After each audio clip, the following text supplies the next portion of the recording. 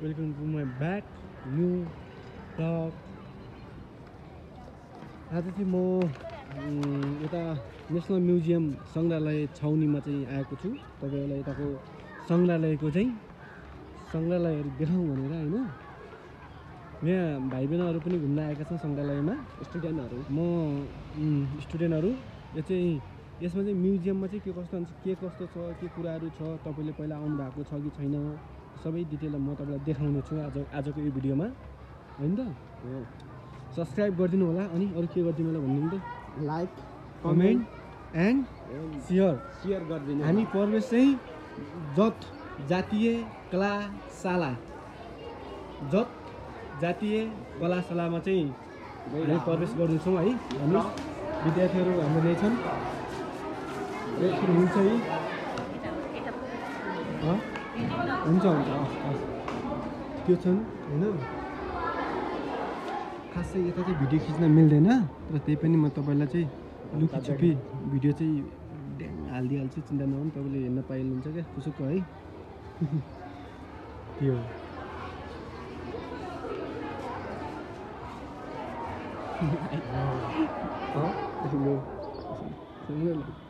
त्यो हो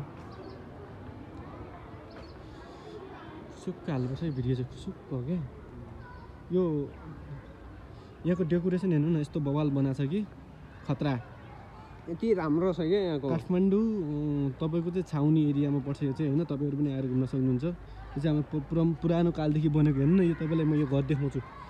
घर पनि नभने स्तूपा भनौँ, के भन्नु के भन्छ यसलाई, दरबार यस्तो बवाल छ हैन। यहाँ हाम्रो मामा पनि छन् यहाँ। तिमीलाई पोस्ट दिइहाल्नु पर्ने हैन। यहाँ चाहिँ कृपया फुल नछुनु होला भनेको छ। अनि तपाईलाई म अर्को के देखाउँछु भन्दाखेरि पुरानो राजाले चढ्ने गाडी, सबभन्दा पहिला पुरानो गाडी नै राजाले ल्याउनु भएको नेपालमा चाहिँ, त्यो देखाउँछु। त्यहाँ तिमी यो पछाडि गएर उभिए त कस्तो देखिन्छ, ट्याक्कै निकाल्छ हो त। वाह, राजा वीर विक्रम शाह गजब।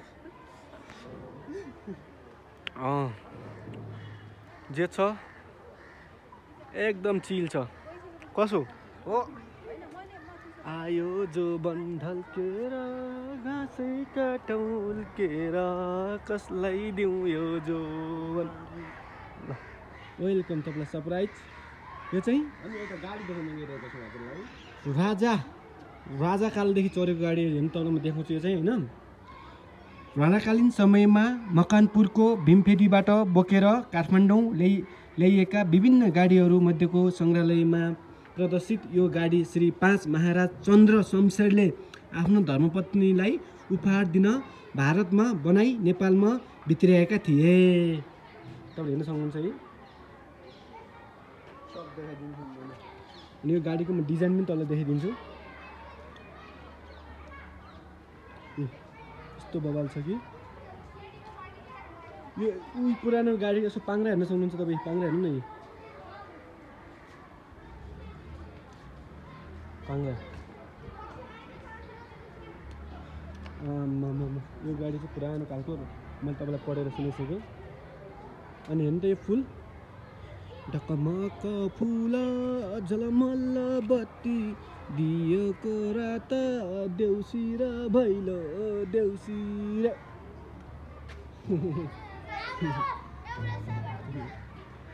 मामा आऊ उता उता। यो दरबार तपाईँलाई म देखाउँछु। यो दरबार चाहिँ ओ माई गड यस्तो सुन्दर के है। यति पुरानो हेर्नु न, यति पुरानो। यो पुरानो संरचनाहरू यति राम्रो बनाएको छ, यति मेहनत गरेर बनाइएको छ कि जुन अहिले हामी सिमेन्टी प्लास्टरको घरसर लाउँछौँ नि, यो पुरानो सङ्ग्रहालय हेर्नु न। सेतो खानी माटोबाट बनाएको सबै यो। त्यही माटो हो यो हेर्नु न। यो पहिला सिमेन्टले बनाउँथे, यो चाहिँ धेरै पुरानो। मलाई यसको माथि त मैले सिक्लो, मलाई पनि देखाउनु पऱ्यो त भिडियोमा। त्यहाँबाट मलाई टक्क देखाउ ल। के छ, ठिक छ? ठिक छ। यो चाहिँ पुरानो सङ्ग्रहालय होइन, एकदम पुरानो। उहिले कालदेखि राजाहरूले बनाएको, यो चाहिँ एकदम सेती माटोबाट बनाएको। यस्तो संरचना, यस्तो सङ्ग्रहालय हेर्न चाहिँ अहिले कमै छ हाम्रो नेपालमा, कमै पाइन्छ। पुरानो कालदेखि बनेको यति राम्रो सुन्दर तपाईँ देख्न सक्नुहुन्छ यता होइन। अनि यता चाहिँ हाम्रो गाडी अघि तपाईँलाई मैले देखाइसकेँ होइन।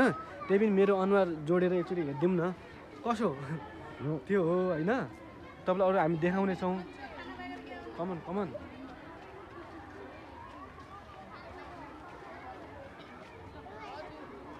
यो चाहिँ राजा वीरेन्द्रले खाने फुल्पा नजिक हल्का यो चाहिँ फुल्पा हो यो माथि फुल्पाको चाहिँ टिकट के अरे त्यो टाउको होइन त्यो माथि हाल्ने अनि यहाँ अगाडिबाट तान्ने छ यो फुल्पा देखाउँछु अबलाई देखाउँछु त्यो कुराहरू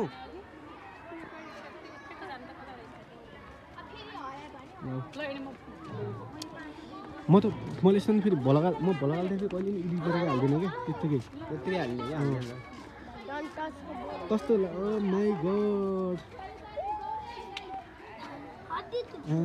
हाम्रो रानी हुनुहुन्छ उहाँ बस्नुभएको छ वीरेन्द्र विद्युतको श्रीमती हेलो बाबु नानीहरू के छ कस्तो छ ठिक छ रमाइलो भइरहेछ कति सुन्दर छ हेर त आमा वाउ भन्नु पऱ्यो नि त एकचोटि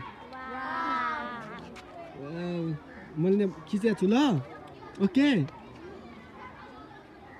यस्तो सुन्दर छ यो यहाँ धेरै विद्यार्थीहरू आउँछ यो चाहिँ कुनै स्कुलको उहाँहरू कुनै स्कुलको एकदम विद्यार्थीहरू यहाँ चाहिँ आउनुहुन्छ एकदम धेरै आउने विद्यार्थीहरूको चाहिँ घुम्ने चाहिँ त्यस्तो चाहिँ हो विद्यार्थीहरू एकदम कान्छा के छ तिम्रो नाम के हो दीक्षित ए हो र ए विद्यार्थीहरूको लागि सङ्ग्रहालयमा आउनु भएको उहाँहरू चाहिँ एकदम राम्रो छ उता